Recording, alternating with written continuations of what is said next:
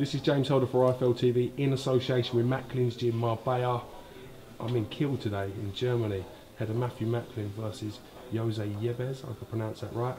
With me I've got IFL TV sponsor Matthew Macklin. How are we doing, Matt? All right? Yeah, not too bad, not too bad. That's what I like to hear, that's what I like to hear.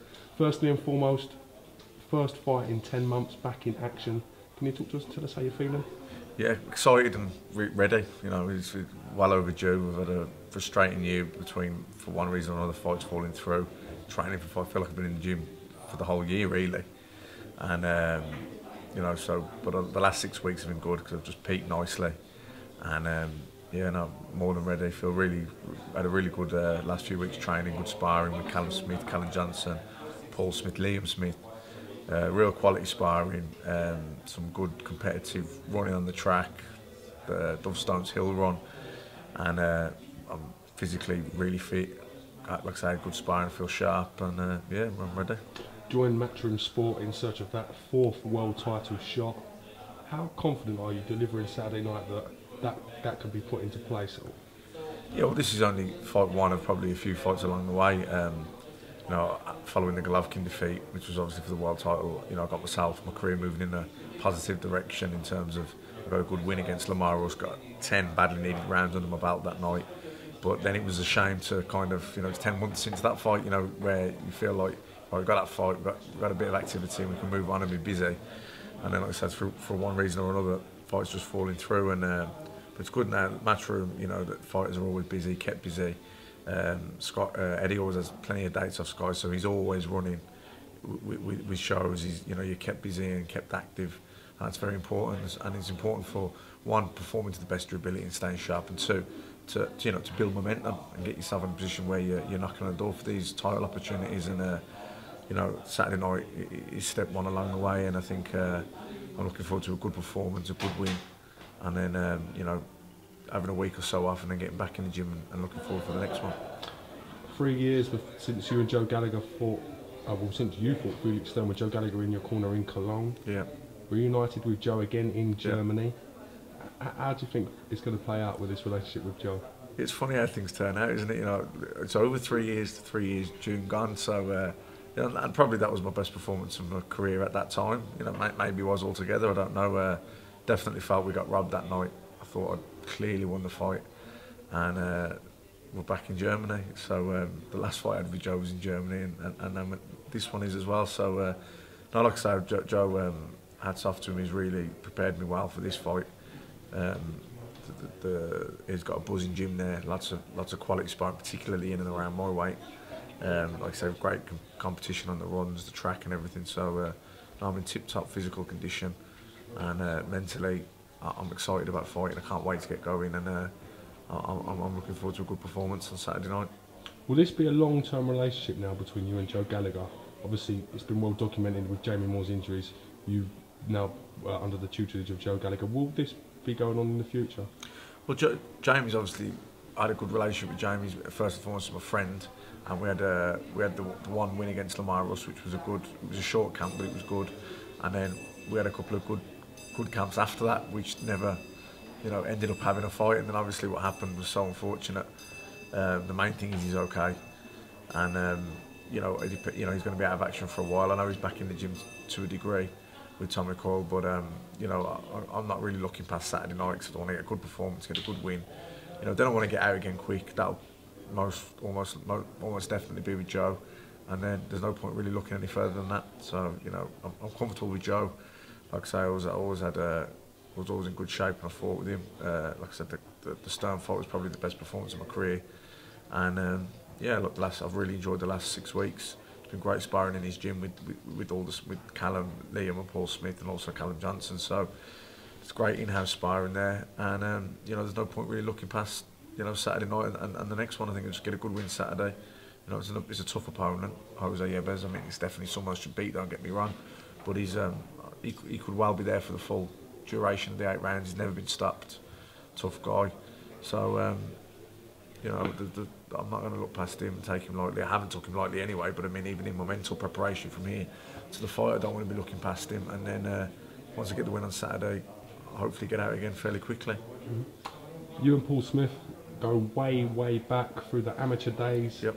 a lot of camps together in your professional days under different trainers and stuff. What is it like to be fighting on the undercard for Paul Smith versus Arthur Abraham for a world title? Yeah, it's nice. Like I said before, you know, what we said about last time I was in Germany fighting was with Joe, and it's just Paul was in my corner that night as well. And you know, being here this week with him and his brothers, it's almost like back in the day when we used to go away on multi-nation trips and European championships and different things. And I mean, I know Paul since I was 15. We went to South Africa for 2 weeks, and it's almost like a couple of times I've had like a few deja vu moments. And no, it's good, and I'm you know, it's great to be on his card that he's fighting for the world title, and you know, touch wood, please God, he does the business. Do you think you've added to the camp in terms of keeping him relaxed and maybe that little voice of experience, having done this 3 times before? Yeah, maybe. I'd like to think so. You know, like I said, I've been around here a long time. I've probably fought in the bigger fights and been out in Germany and fought myself, and then obviously some of the big fights out in America as well. And so it's yeah, I think I would like to think that I have had an influence, a positive influence, and obviously with the sparring and the training, I train hard, I push hard, and I like to think I'm a personality in the gym and help push everything on. Yeah, I'd like to think I'll bring something to the table. Yebes, being Spanish, you've got a gym based in Spain, obviously the MGM Marbella. Have any of the guys said anything about him, or is he known in the Spanish circles? Sergio Martinez sent me a message.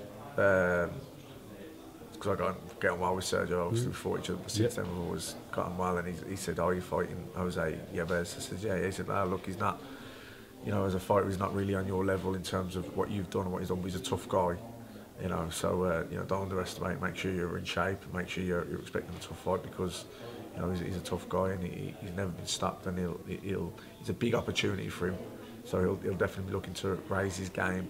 So just, you know, make sure that you're tip top." So I was like, "Yeah, no worries, I am, and I'm ready, and I can't wait." So yeah, it was nice to get a message off Sergio. Been a great fighter. And last but not least, have you watched any IFL TV interviews as of yet? Give me an honest answer. No, I've seen a few clips, not loads. I don't. Have you watched the intro? I've seen the intro.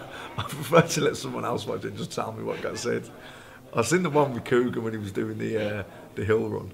That one crap. I've watched that a few times. So I've seen the one interview probably 6 times because it was funny on that one. I have to say, he had me in stitches.